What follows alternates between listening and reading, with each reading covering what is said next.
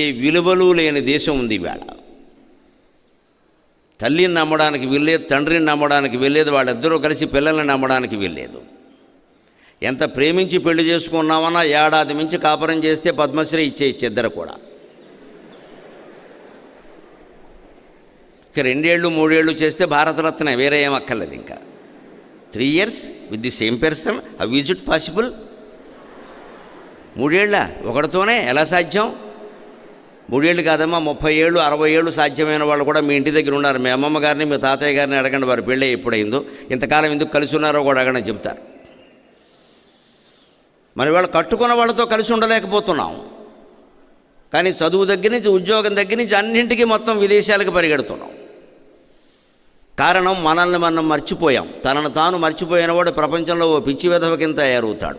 మన దేశాన్ని, మన ఔన్నత్యాన్ని, మన ప్రాచీన వారసత్వాన్ని, అక్కడ సాంకేతిక సంపదను, వైజ్ఞానిక సంపదను మనం మర్చిపోయాం.